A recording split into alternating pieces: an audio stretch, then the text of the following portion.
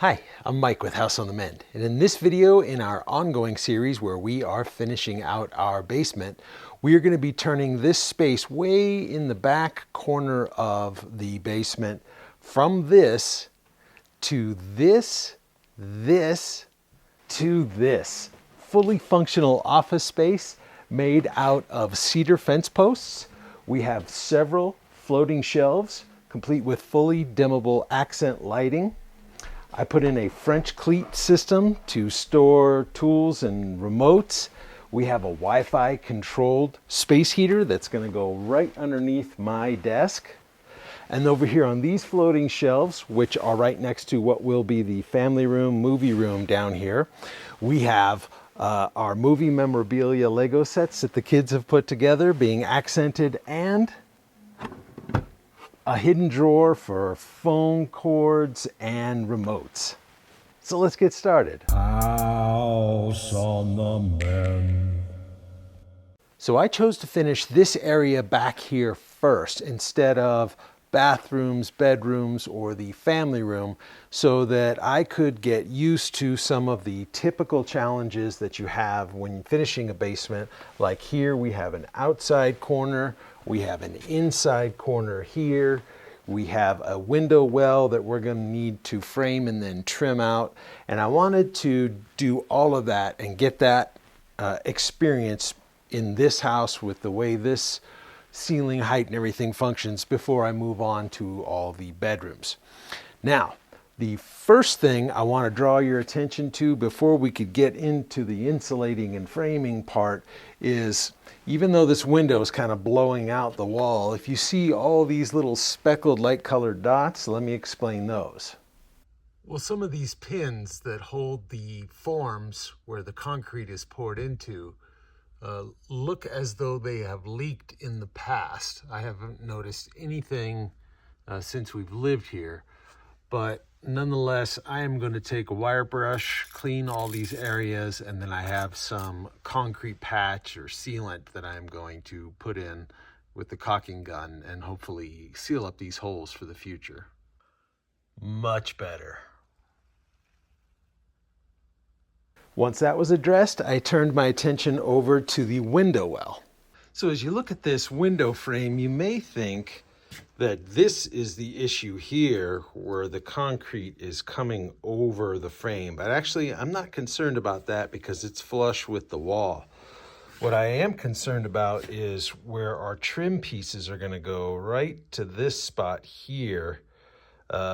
And if you come and look down here in the bottom corner, there's a bunch of concrete. That all has to be chipped away. And then as we come across over here, there's more. And look at this up top. There's just this long ooze of concrete that spilled through this gap here. So before we start putting down our pressure treated lumber and putting on our insulation, we should take care of all this because it's just going to create a mess down here when we chip it away.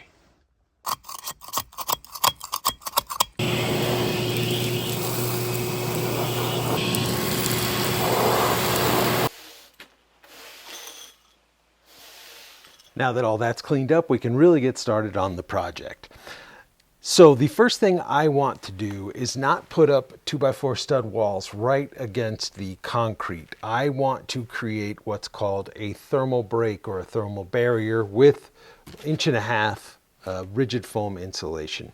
If you put your 2x4s right against the concrete wall, number one, the wall's not necessarily square, but number two, it's going to transfer that cold right through the wood to your wall, and thus more of it goes into your living space. Instead, I'm going to be using this Artec rigid foam insulation. It has a foil side that is going to go this way so that the foil is on the living space side. Instead of putting it directly down onto the concrete, however, I'm going to take an extra, probably unnecessary step, which is to use 2x6 pressure treated lumber first, then set my 1.5 inch rigid foam insulation and put up my 2x4 walls. The reason I'm doing that is if you research the polystyrene foam, yes, it is hydrophobic, as you can see here, but there is a risk of it when it's immersed in water for it to wick that moisture up into the little air in between the little balls, which is what gives it its thermal property. And it can break down that thermal property, plus that water may last there a lot longer. And there's really no treatment in the polystyrene to affect prevent the mold. So pressure treated lumber, on the other hand, is designed for that very thing. So let me know in the comments if you think I'm crazy, but I'm doing it on this section of our basement. I'm going to see if I like the process, and if I do, then we'll continue on throughout the rest of the house. So let's set this aside. I'm going to get all the rest of the pressure treated lumber, and I want to start coming along this wall on the ground, then make this 90, then this 90, and the same over here. I want to get that all screwed into itself like this, so that I'm reasonably sure that I have good 90-degree corners, which will make everything come into play easier later. And then I'm going to secure the 2x6s into the ground with my ram set, and then we'll start putting in the rigid foam.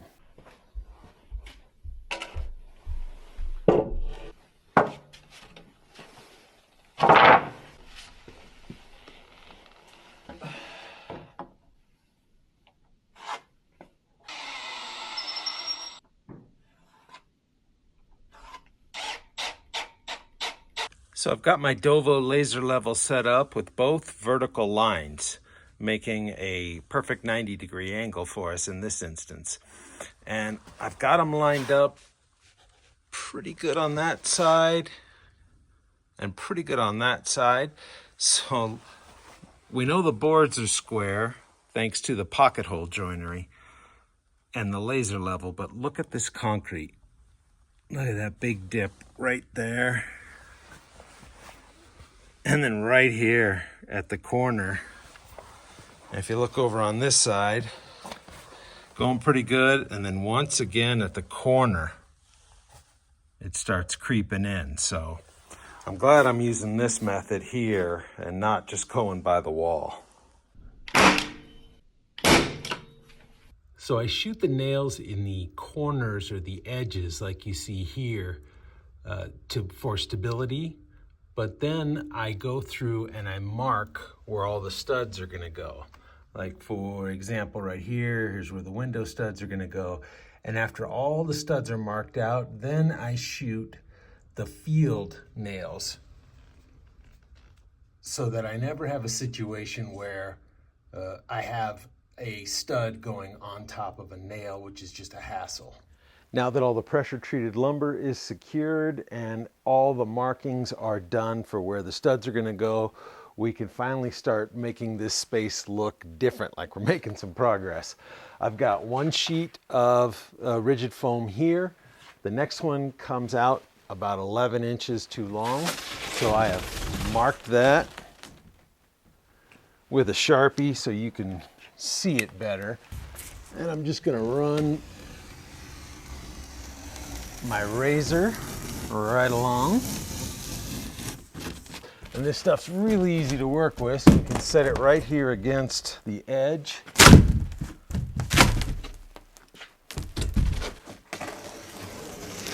Now, instead of drilling into the concrete and using anchors, I am instead using foam board adhesive. You got to make sure, like you see in this picture, that it says foam board. Otherwise, it can eat the stuff away.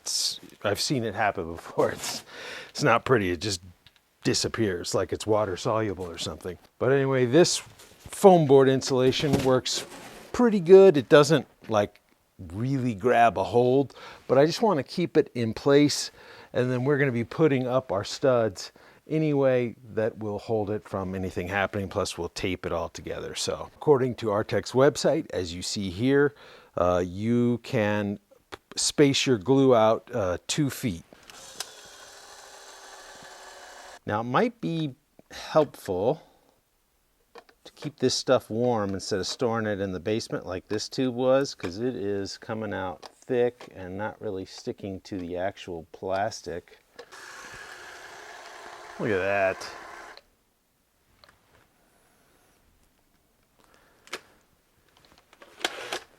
It's only 60 degrees down here. All right, new tube that has been kept upstairs. And it's also plastic instead of that cardboard. Hopefully it won't blow out. Let's see.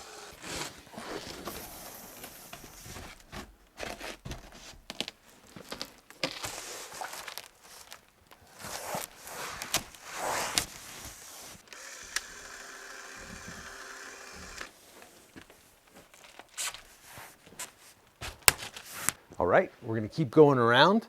When I get to the window, I'll show you really quickly how I cut those out, and we're just gonna continue on. As you can see right here, I set up my laser level right here at the edge so that we can take our next piece and mark it. Then I'm just gonna mark the windows.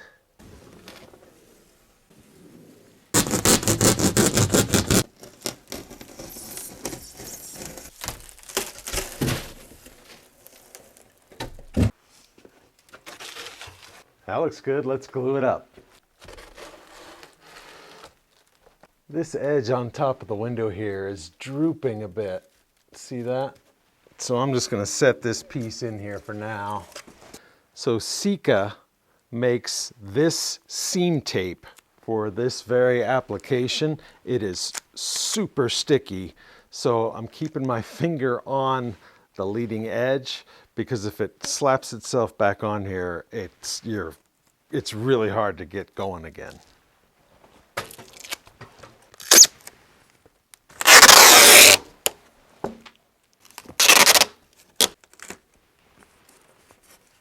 We've got all the rigid foam insulation in, so now it's time to talk top plates and studs.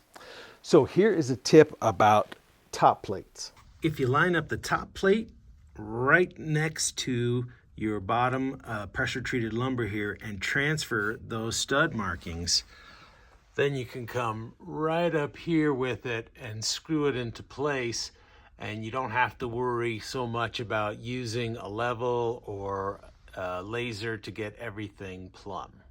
Once I have them pre-marked, I shot a laser plumb line so that from the bottom to the top was all in the same plane. I took my pencil, made marks, and then I screwed in the top plates to those lines. Now you could also build your top plate and your boards down on the ground, fasten those, and push it into position.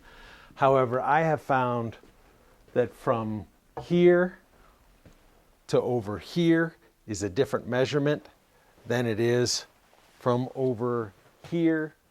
So instead of chasing all these different board measurements, I'm just going to go individually and confirm the distance or the length of the stud. And the tool I like to use for that is a tape measure that has a laser distance finder on it. Now this particular one here is made by Asigament. It is very similar to the Recon T1 Tomahawk, but it has the advantage of having the laser distance finder. So, oh, and it also has a much better battery life than the Tomahawk. The Tomahawk has a parasitic draw in it, and if you don't use it for a few days, it's dead. You have to go charge it. This one I can leave in its case for months, and when I pull it out, it still has battery life. You can also get much smaller, much less expensive ones like this Milocy.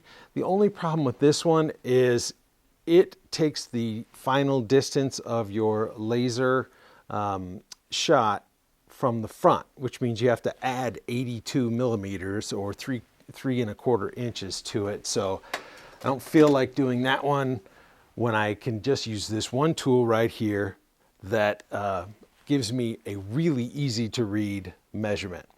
So with the push of this button right here, it turns on the laser beam. You simply put it into position.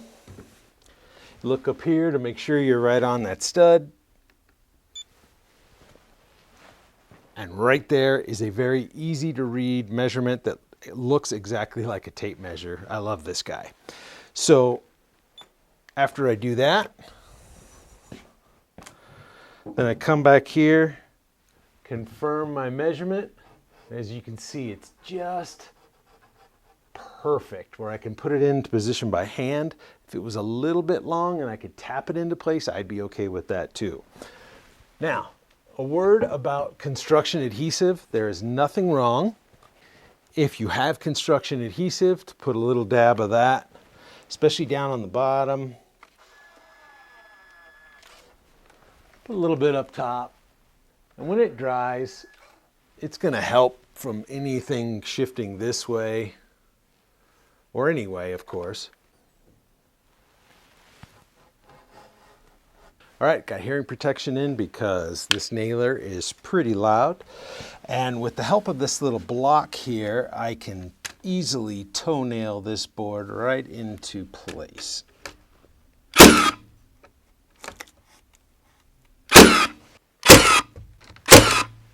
And there we go. Continue that on down the road until we get all the studs in. Now, if you pre-drill for accuracy, screws, especially these structural GRKs, are excellent for toenailing in your studs, especially in circumstances where there's just nothing to keep them from floating as you're trying to shoot a nail in. Hard to complain about that.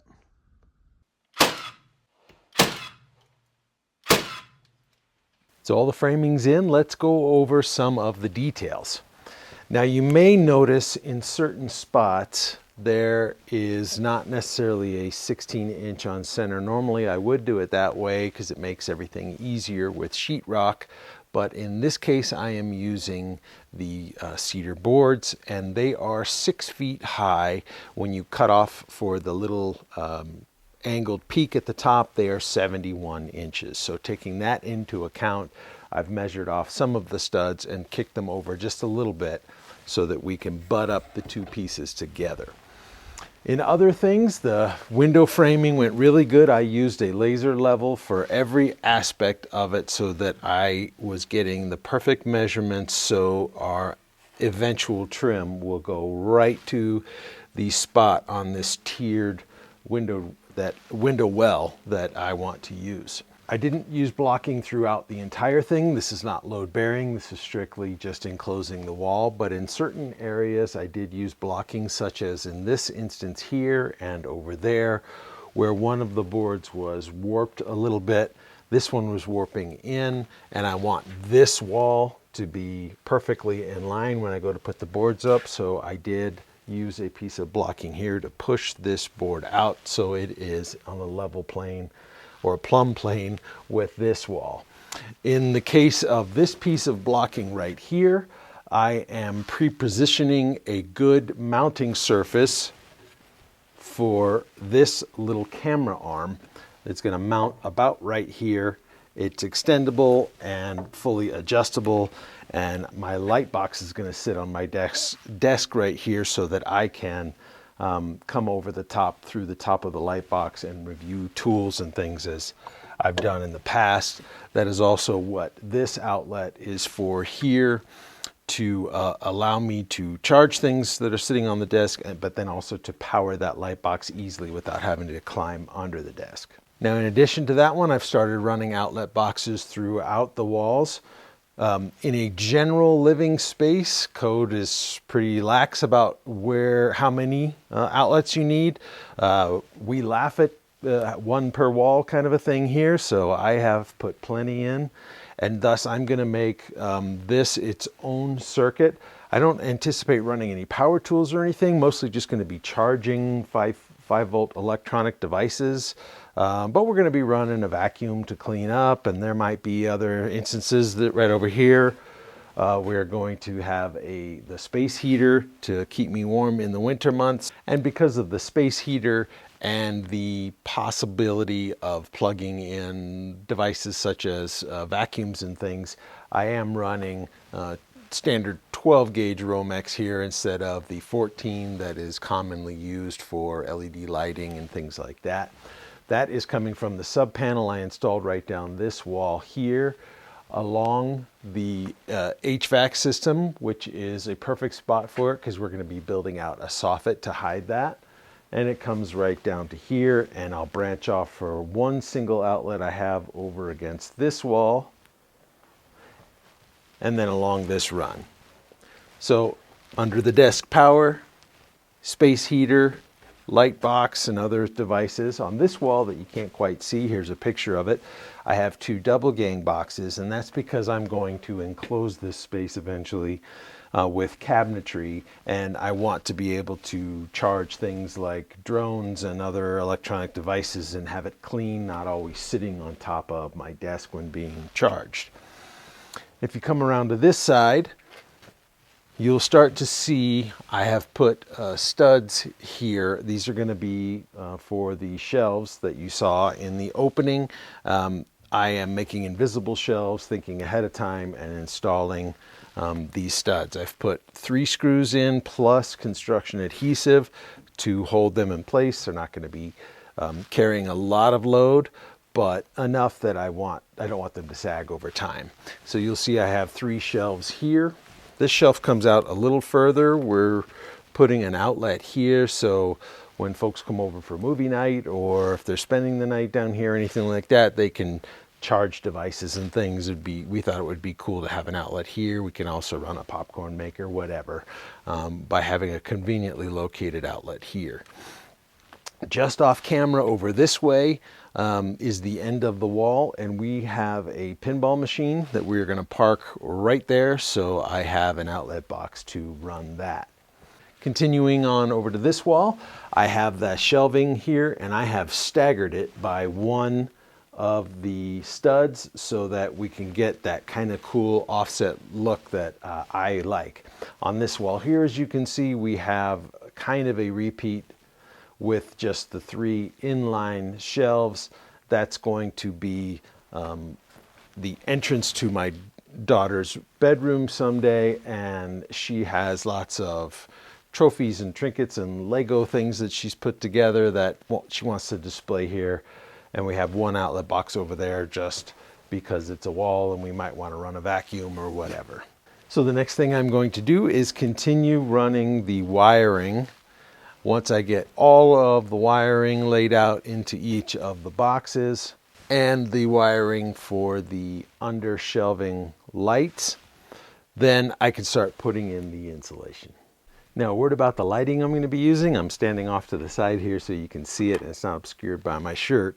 I found these lights on Amazon. I'll leave a link to them. They are LED, they are dimmable. They also tilt, as you can see here, so you can install them in such a way as you point them down towards artistry if you're putting them into the ceiling, which we're going to have a couple of those for the top shelves, or just straight down for shelving in this area here. The thing I liked about these was they had the black finish, which goes along with the outlets that are going to be visible. And they have their own little box that they come with for running power to them. It's nice and small. It can fit through the same hole if you ever have to replace the box. And they have this quick connect here, so you can pre-wire the box anywhere along the area and have enough cord that you can reach into the opening after the fact when you've stained or when it's time to do the final installation. Make that connection and then push this light up into place. Another thing I thought was cool when I opened up the box, that little bit of rattling you're hearing, is they actually come with their own push lock wiring connectors instead of twist connectors. And I thought that was a nice bonus as well. There is a switch on the side of them where you can pick the temperature of the lighting. So if you want warm lighting, that kind of more yellowy orangey lighting, you can go down to that setting, or the higher the number in the Kelvin range, the whiter the light is. All my girls, my wife and my daughters, like that white light, and we are going to be setting those that way, and then we can just dim them down to make more of an ambiance look when we watch movies in the movie room or family room, which is right next to this wall.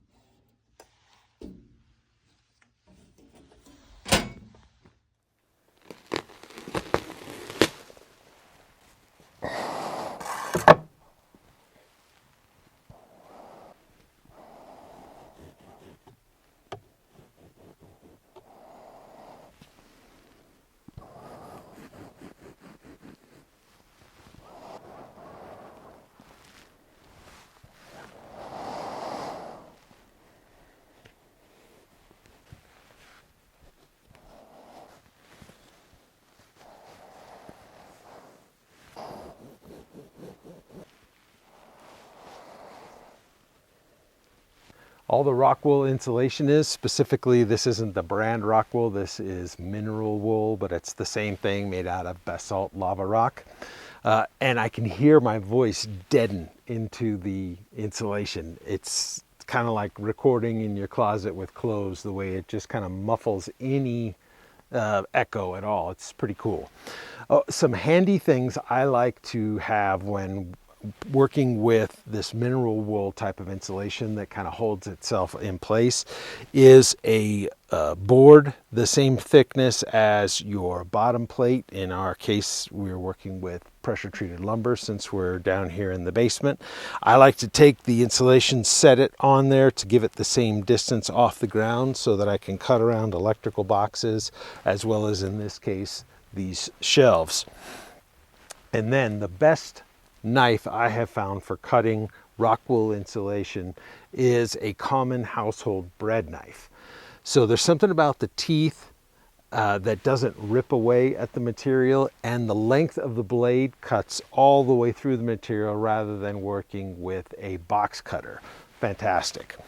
And some must-haves, in my opinion, are a long sleeve shirt, and then a respirator or particulate mask. And I like to use gloves as well. These are the rubber palm side gloves, and then the fabric on the other side. Those are really comfortable for working in here. You're like, your entire hand isn't getting sweaty, but you can still grip the material really well. Rock wool or mineral wool insulation is a lot better, in my opinion, to work with than fiberglass.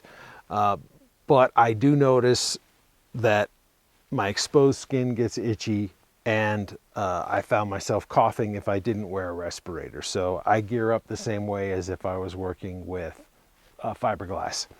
All right, the next thing we are getting ready to do is start putting in our cedar boards. So as you can see in this close-up, they are rough sawn on both sides, but I run it through my planer.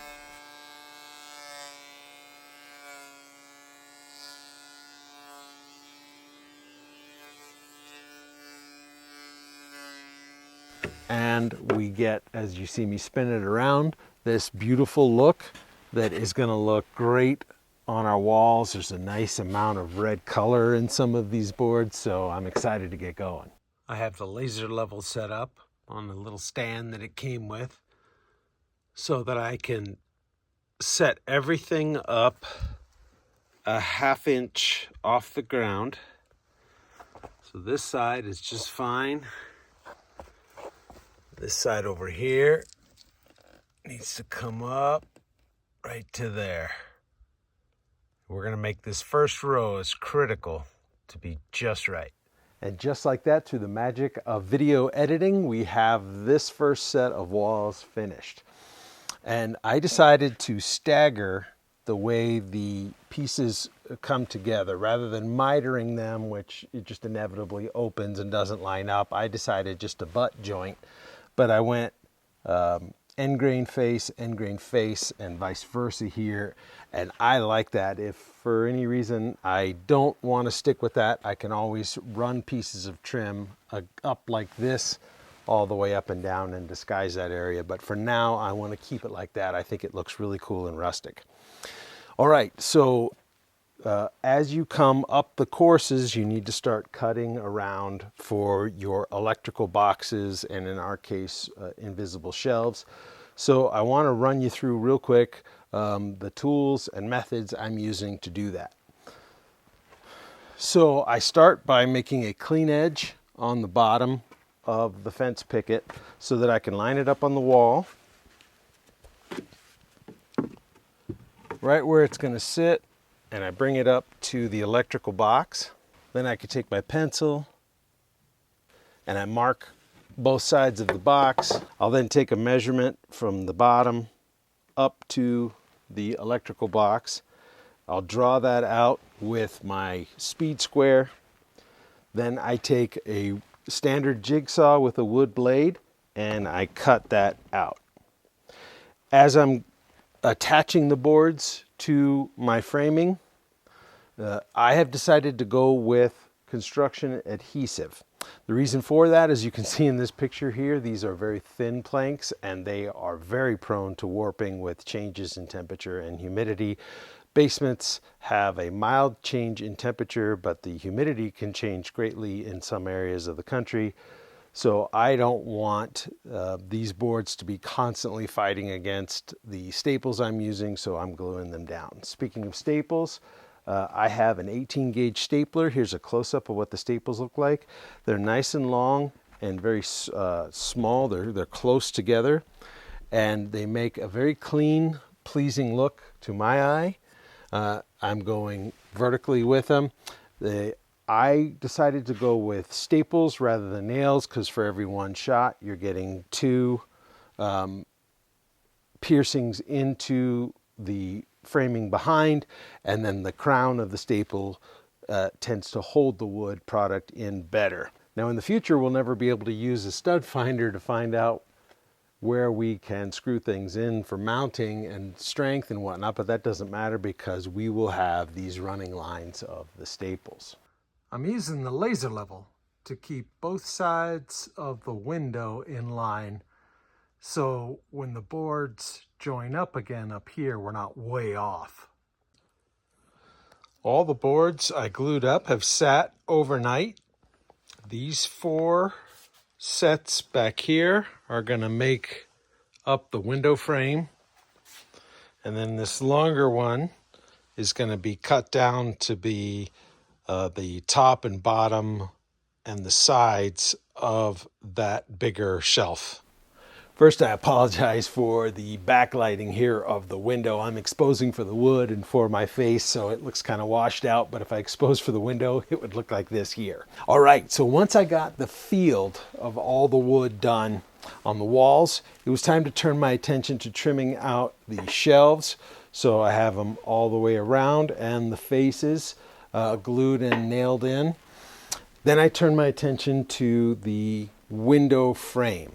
Once I cut those boards that I had glued down to size, I was able to put in the sill, which stands proud, very typical, several inches proud of the wall itself. And that gives it, more of a substantive look, and it makes the other trim details look really nice. So I have the trim all the way around the top, then the apron down at the bottom, and I have that angled out a little bit, very country farmhouse style. Also country farmhouse style is this top here. If you see this close-up detail, I really like that little bit of flair there. It's kind of farmhouse style meets colonial or federal, something like that. Once that was all in, it was time to seal the wood. Now I chose to use a sanding sealer before I put on the top coat. I really like a good sanding sealer.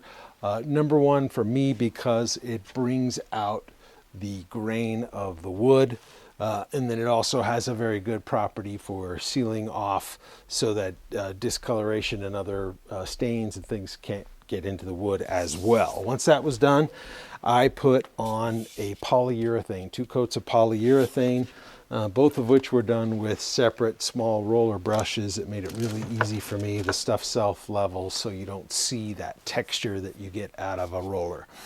I chose this Varathane, and it has 2 properties that I wanted. 3 actually. First, it was odor-free. This deft sanding sealer, I love. It just finishes so nice, but it's really overpowering. Whereas the Varathane, water-based, has no smell at all. 2, it is crystal clear. So I didn't want to impart any color into the wood. I wanted the natural wood color. And when we're doing interior projects, we can get away with no color. As you move outside with the sun and the UV beating down on it, the more stained color that you can stand to impart into your finish, the more UV protection you will get and less chance of graying the logs or whatever other exterior wood you have. And then I chose a matte finish. So typically you have satin, semi-gloss, or gloss. Well, a step below all of those is matte, and I really like the way it turned out. There's no sheen at all. It's a very flat color. It really just keeps the wood looking as natural as possible. But the main reason I chose matte is because I didn't want my lighting for when I'm setting cameras up to do recording here. I didn't want my lighting to be reflecting off the finish and being a distraction. In fact, if you look again at this picture and you look into the glass, you can see here that in the glass you have the reflection of my lighting that I have set up for this shot. And I didn't want that as I'm sitting here doing other types of reviews and recording later on once my office is finished. Now, while I was at it, I also had this wooden trash can. I did not make this, but I bought it years and years ago and I've never finished it. So I finished it in the same manner so that it will kind of go well, and I'll have a little trash can. It's pretty cool. It has a lid that comes off and it holds a tall kitchen garbage bag just perfectly. Now that that is all done, I can start wiring in all my outlets.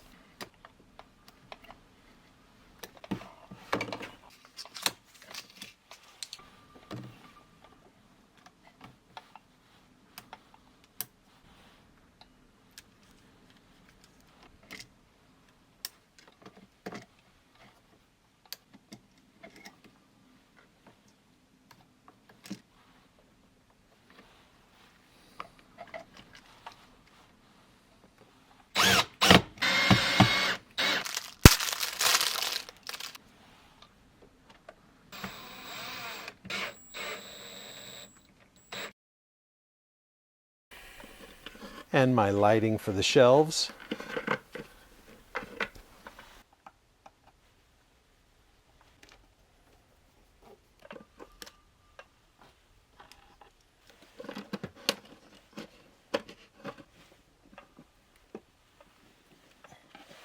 And if you draw your attention up here, you can see I still have 1 row left to go up top. And the reason I'm waiting on that is I want to first put in the resilient channel and the sheetrock ceiling, and then put that last piece in and maybe a crown molding or something to support the sheetrock, rather than having the sheetrock just kind of hanging there without any edge support. Well, it can get really chilly down here in the basement, especially in the winter when you're just sitting dormant and not moving. So I chose this space heater to go underneath the desk for a few reasons. Number one, I loved the color. It matched the black cover plates and outlets that I wanted. And it also is very quiet. Let's turn it on. So it's drawing air into both sides through little filter membranes and then just casting out a nice gentle heat right here. It can be controlled right on the keypad through the included remote, or very cool, it has an app where you can control it. When you turn it off, it goes through a 1-minute cool down cycle. and then shuts itself off. The only thing I noticed that was weird is with the app turned off, and I don't even have any batteries in this remote yet, it keeps turning itself on. So I'm not sure if our remote upstairs or some stray Wi-Fi signal is doing that or what.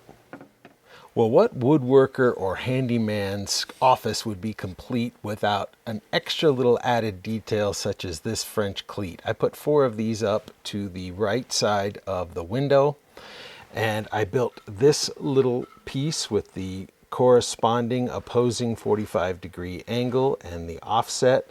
And this is just out of one of the cutoffs from the cedar posts picket. It fits right into there and perfectly holds our remote for the heater. Well, there we go. I'm getting excited to sit here and edit this next video and get it posted. Now that we have the desk set up, I can put up the light box and then mount this camera wall mount and get that all situated. And this project will be complete. Amazing to think it was concrete like that just a few weeks ago. So if you found this video helpful, will you please give it a thumbs up? It's really helpful to the channel. Also, please consider subscribing. I'm working really hard to put out good quality content. And there's a lot more videos to come on the basement. And our next video is going to be up with a goat house that I just built, showing you how I made that out of an extra large crate. And it's really helpful to the channel. Now I'll leave links for several of the items I talked about, the little can lights, this space heater, or whatever else I might have mentioned tool-wise. Full disclosure, those will be Amazon affiliate links. So if you click on them and end up making a purchase, it won't cost you a thing, but I do get a small reward at the end of the month. Now in our next video on this basement series, we are going to be building cabinetry for right here. It's going to house all of my electronics, my cameras, my laptops, so that the desk isn't getting cluttered and my cameras aren't sitting out and getting dust on them. And that's why I used these white outlets here instead of the black for the rest of the room, because I want to be able to open the cabinetry, be able to spot them a little bit easier, and they'll be covered up. So until then, thank you for watching.